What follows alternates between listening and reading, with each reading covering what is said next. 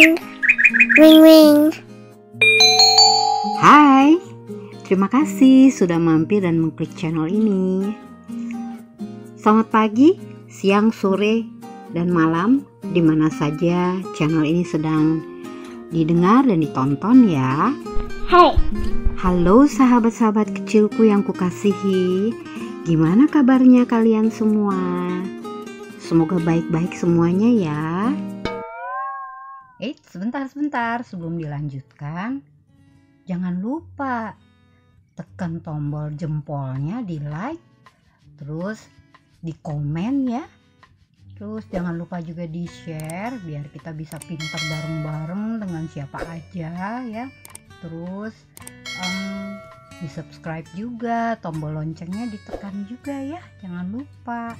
Nah, tindakan ini sangat membantu sekali channel ini untuk lebih bersemangat lagi nih buat sharing segala hal untuk sahabat-sahabatku yang terkasih.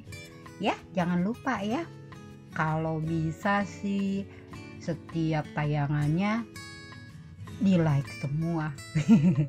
Boleh dong, request ya. Oke. Sahabat-sahabatku yang terkasih, kita sudah masuk di halaman kedua dari episodenya Tutur Kisah, mengenal dolphin atau lumba-lumba lebih dekat lagi. Kemarin itu di halaman pertama kita terakhir Tutur Kisah itu mengisahkan tentang galaknya induk lumba-lumba kan ya, yang dia suka membunuh anak-anaknya sendiri, dan itu sering diketemukan kalau ada kejadian di pantai gitu, di pesisir pantai menemukan dolphin atau lumba-lumba yang mati. Itu semuanya lebih banyak diakibatkan karena induknya si dolphin atau lumba-lumba. Padahal dolphin atau lumba-lumba ini lucu ya, aku gemes banget. Meskipun namaku juga ada dolphinnya, tapi aku tetap seneng sekali dengan si dolphin ini. Nggak tahu kenapa, lucu aja liatnya. Gimana dengan sahabat-sahabat kecilku yang lain? Suka nggak sih dengan si dolphin ini? Maksudnya dolphin yang mamalia ya. Kan udah tahu kan bahwa dolphin atau lumba-lumba itu bukan ikan ya, dia termasuk di dalam keluarga mamalia. Nah, gimana? Udah pada siap untuk halaman kedua ini? Kita lanjut ya. Yuk. 3, 2, 1. Sahabat-sahabatku yang terkasih, pasti sahabat-sahabat tahu dong negara Cina ya. Negara Cina yang banyak silatnya, ada tembok Cina yang panjang sekali ya. Terus mungkin sahabat-sahabat yang terkasih pernah dengar Sungai Amazon kan? Sungai Amazon itu disebut-sebut orang adalah sungai di Brasil. Sebenarnya dia terletak di Amerika Selatan, melewati Brasil dan juga ada Venezuela. Jadi dia membelah karena dia sungai terpanjang. Nah, kita ngobrol tentang lumba-lumba ini. Ada lumba-lumba putih di negara Cina dan juga lumba-lumba yang ada di Sungai Amazon di Amerika Selatan itu katanya disebut-sebut memiliki kemampuan merubah warna kulitnya dari abu-abu menjadi pink atau merah muda ketika usianya masih muda. Wah, luar biasa sekali. Waktu itu aku nggak ketemu sih, waktu di deket Sungai Amazon aku nggak ketemu lumba-lumba yang begini. Aku ketemunya ikan piranha yang lain. Sayang ya, mungkin next time kali ya. Nah, sahabat-sahabat, lumba-lumba ini pun sebenarnya mampu hidup panjang loh, usianya lebih dari 50 tahun. Wow, luar biasa nih lumba-lumba. Cuma sayangnya nih sahabat-sahabat, akhir-akhir ini menurut penelitian masa hidup lumba-lumba hanya 25 tahun aja sekarang. Kenapa ya? Apa mungkin karena alam ya, atau mungkin karena ya banyak polusi ya, kena racun-racun dari industri, bisa jadi ya kan sahabat-sahabat. Oke, kita lanjutkan lagi.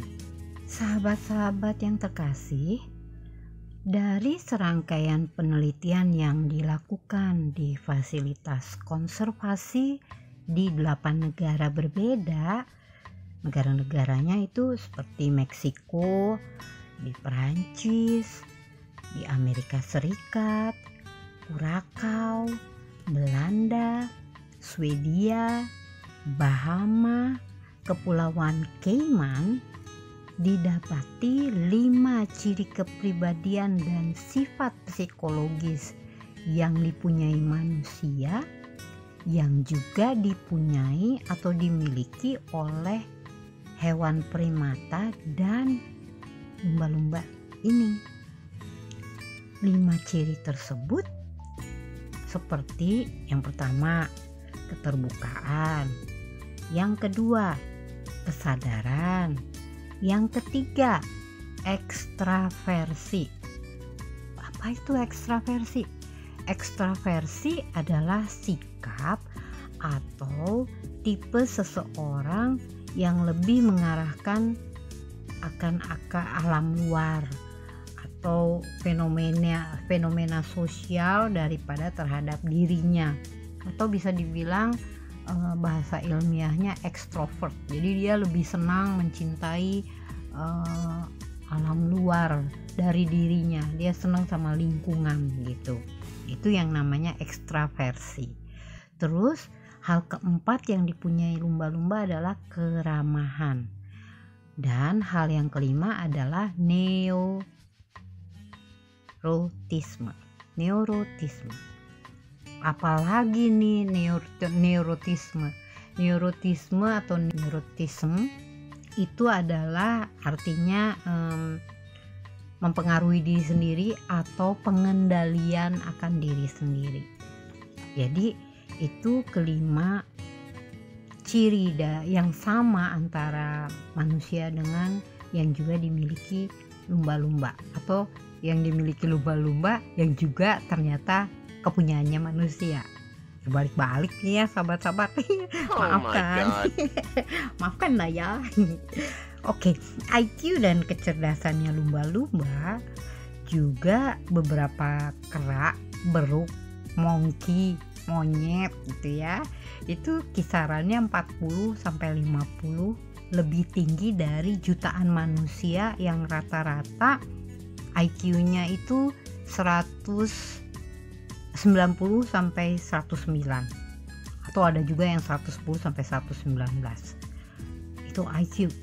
Nah, menurut penelitian dari ilmuwan-ilmuwan di berbagai negara, bahkan lumba-lumba yang berusia 5 tahun IQ-nya itu mengungguli. Jadi lebih hebat dari sebagian besar populasi manusia di dunia, yaitu IQ-nya lumba-lumba itu sekitar 80 sampai 90 itu di usia 5 tahun. Sementara IQ normal manusia dewasa itu di antara 90 sampai 109, atau ada juga yang 110 sampai 119.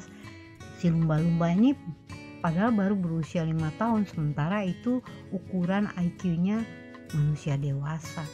Jadi memang dia cerdas sekali ya lumba-lumba ini ya sahabat-sahabat. Sementara cara lumba-lumba ini dalam berkomunikasi adalah dengan menggunakan suara atau pulsa. Bukan pulsa handphone loh, jangan salah nih. Ini pulsa ultrasonik.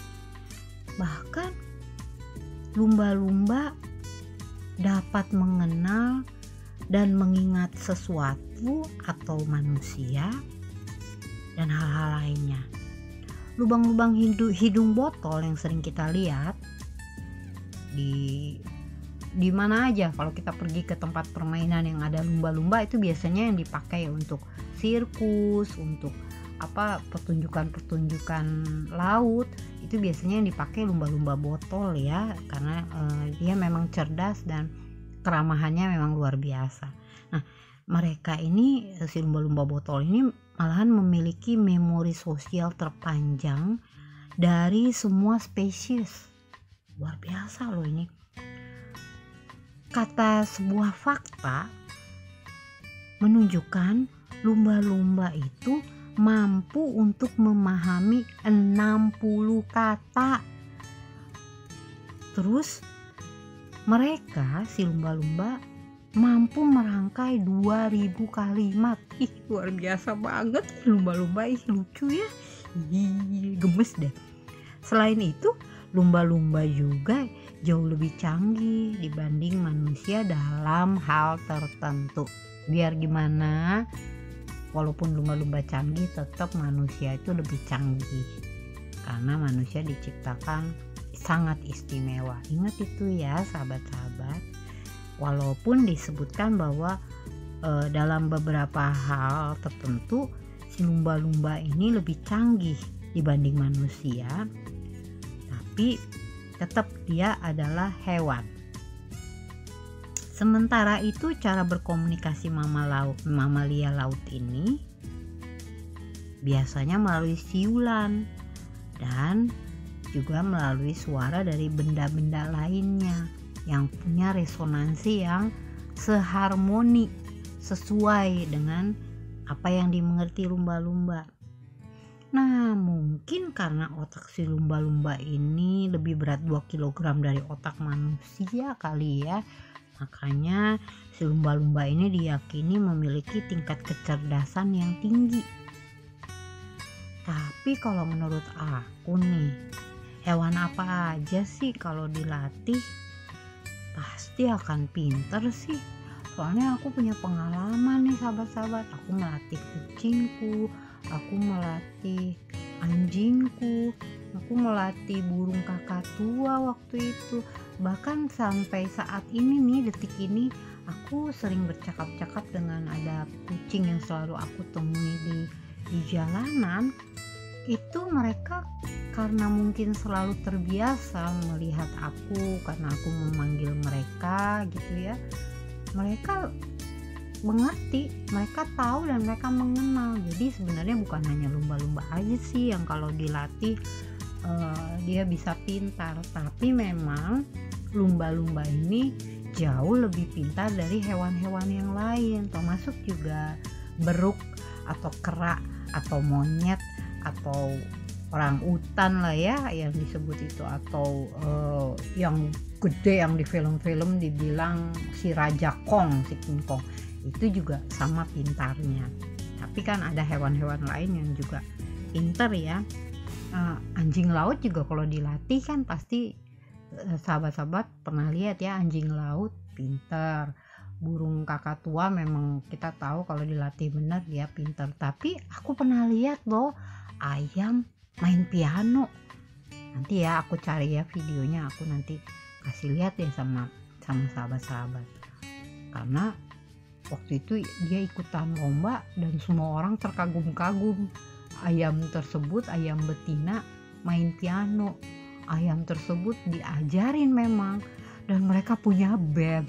Wah, luar biasa. Tapi begitulah.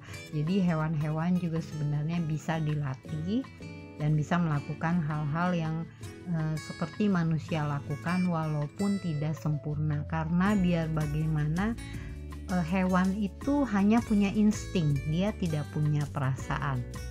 Cuma memang antara monyet dengan si lumba-lumba ini mereka punya rasa. Ini yang membingungkan. Kenapa? Karena si lumba-lumba ini juga punya rasa sedih.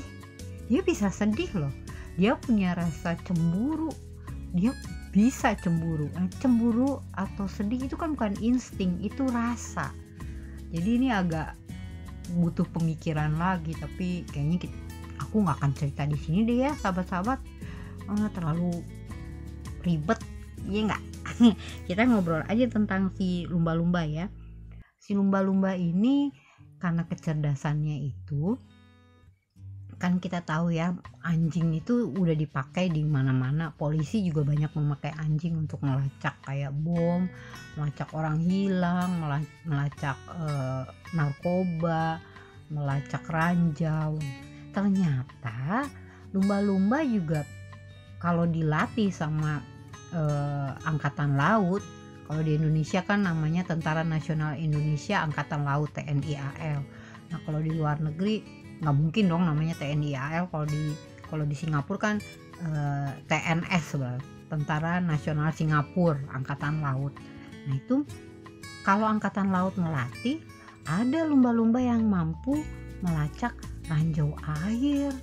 Hebat kan ya sahabat-sahabat kecil, lumba-lumba ini ternyata banyak kehebatannya.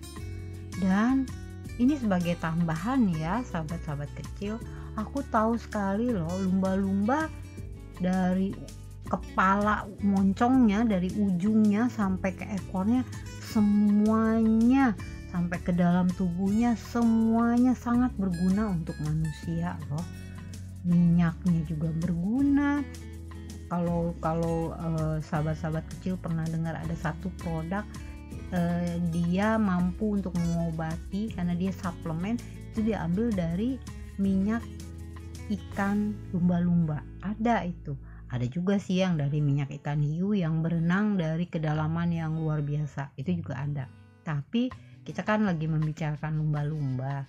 Jadi ya ini yang aku bisa bilang, bahwa dari ujung kepala sampai ujung rambutnya lumba-lumba semuanya di dalam perutnya pun sangat berguna untuk kehidupan yang lain, makhluk lainnya, baik itu hewan sesamanya ataupun flora. Fauna itu hewan, fauna itu tanaman, dan juga manusia. Itu sahabat-sahabat kecilku untuk tambahan ilmunya ya. Sahabat-sahabat kecilku yang terkasih, si lumba-lumba ini meski hidup di habitat air laut, tapi mamalia laut ini ternyata alergi loh terhadap air laut. Kok bisa? Iya, ternyata dia alergi terhadap air laut. Jadi kalau sampai air laut terminum oleh lumba-lumba, akan berakibat fatal bagi tubuhnya.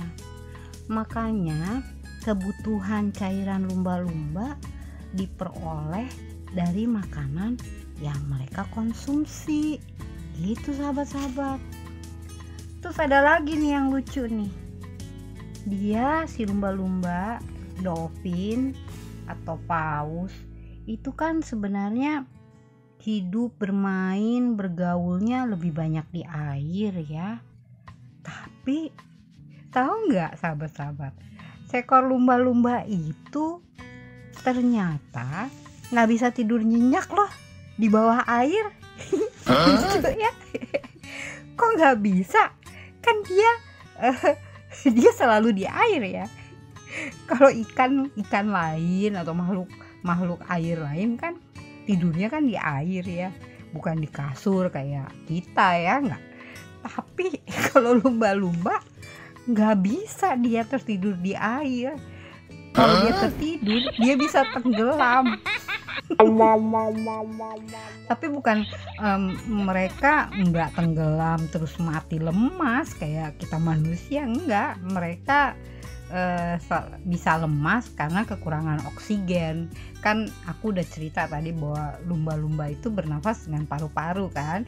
Jadi kalau dia tertidur di air, ini aku ketawa terus, tertidur di air, udah ketiduran dia bisa tenggelam, tubuhnya tenggelam. Oh my god. Nah, proses kekurangan oksigen ini bisa membuat akhirnya mereka mati lemas, persis seperti proses manusia tenggelam. Cuma agak seru dan unik dan lucu, bikin ketawa ya, bahwa lumba-lumba ternyata nggak bisa dia tertidur di air karena dia bisa tenggelam. Jadi gimana caranya si lumba-lumba binatang mamalia ini tidur? Karena dia itu bisa di air dan di darat, tapi lumba-lumba nggak bisa lama-lama di darat dan nggak bisa juga lama-lama di laut karena bernafasnya dengan si paru-paru. Jadi kalau lumba-lumba tidur itu dia setengah-setengah tidurnya, hanya beberapa saat aja gitu tidurnya. Terus kalau seharian gitu si lumba-lumba itu bisa terjaga dalam waktu yang lama. Setidaknya bisa 5 hari berturut-turut tuh dia begadang lah istilahnya ya, nggak tidur-tidur gitu. Kalau tertidur si lumba-lumba ini tertidur dengan separuh otak lumba-lumba yang akan terbangun. Jadi dia nggak tidur bener gitu. Kalau orang-orang tua tuh bilang tidur ayam gitu. Sahabat-sahabat, lucu ya lumba-lumba ini ternyata ya. Ada ya hewan yang habitatnya di air tapi juga alergi terhadap air laut dan juga nggak bisa tertidur di air. Lucu ya, karena dia bisa tenggelam. Tapi itulah keunikan dari dolphin atau lumba-lumba atau lumba-lumba paus, dimana lumba-lumba, paus, dan pesut itu bersama kadang atau bersaudara. Nah, sahabat-sahabat kecilku yang terkasih, kiranya segitu dulu ya kisah tentang lumba-lumba dari aku. Semoga tutur kisah tentang lumba-lumba ini bisa menambah ilmu pengetahuannya sahabat-sahabat di mana saja ya. Jadi kita sekarang udah kenal lumba-lumba. Jangan ketawa ya kalau lihat lumba-lumba. Mestinya kita tanyain, kamu udah tidur apa belum? Hati-hati kalau kamu berenang jangan sampai tenggelam. Kita mestinya ngomong kayak gitu ya lumba-lumba. Karena memang hewan ini adalah hewan yang unik sekali dan kita mesti bersyukur kepada Tuhan yang Maha Kuasa bahwa diciptakan begitu banyak hewan-hewan dengan keunikan-keunikan yang luar biasa dari hewan-hewan tersebut. Tapi di atas semuanya manusia lebih hebat. Kenapa? Karena manusia mampu berdoa dan memuji Sang Penciptanya. Tapi bukan berarti hewan atau tanaman gak bisa memuji Sang Penciptanya loh. Bukan berarti, kita kan gak tahu ya bahasanya mereka. Untuk sebagian orang gak tahu. Kalau di Muslim ada yang disebut Nabi Sulaiman. Kalau untuk yang di Nasrani dikenal dengan nama Raja Salomo. Itu beliau meminta kepada Gusti Allah, Tuhan yang Maha Kuasa, diberikan kebijaksanaan. Akhirnya beliau diberikan yang berlebih sehingga beliau mempunyai kemampuan untuk mampu mendengar dan mengerti bahasa binatang. Demikian juga sebaliknya binatang terhadap beliau, Nabi Sulaiman atau Raja Salomo itu. Nah itu aja yang ada kelebihannya. Tapi sekali lagi bahwa manusia lebih hebat, mau bagaimanapun lebih hebat daripada flora, tanaman, atau fauna, hewan. Kenapa? Karena manusia diciptakan untuk mampu memuji, mengucap syukur akan kebesaran, keagungan dari Sang Penciptanya. Oke sahabat-sahabat, segitu dulu ya tutur kisah tentang lumba-lumba. Kita akan ketemu lagi di video yang berikutnya, dan itu juga ilmu buat sahabat-sahabat. Ini ada yang merequest dongeng tentang Rapunzel, ada yang minta diceritakan tentang Aladin. Boleh. Ada yang minta diceritakan tentang SpongeBob. SpongeBob aku suka sekali. SpongeBob banyak episodenya yang aku suka. Hari kebalikan. Hari kebalikan. Hai Patrick, apa kabar kamu? Hai SpongeBob. Kayak gitu ya cerita SpongeBob nanti ya. Ada juga yang meminta cerita tentang Cinderella, Putri Salju, princess-princessnya Walt Disney nanti ya, satu-satu ya sahabat-sahabat. Ada juga yang meminta dituturkan mengenai kenapa sih harus ada matematika, kenapa sih harus ada hitung-hitungan. Boleh juga, nanti akan aku bagikan, aku tuturkan juga kepada sahabat-sahabat semua ya.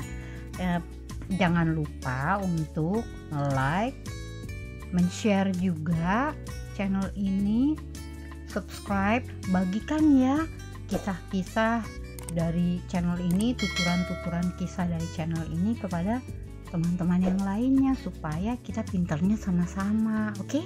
Jadi kita tahu segala halnya sama-sama. Oke. Kalau gitu aku sudahi dulu ya sahabat-sahabat. Terima kasih untuk kebaikannya semuanya yang sudah mampir ke channel ini. Salam dalam kasih, salam sayang, sampai ketemu di next video.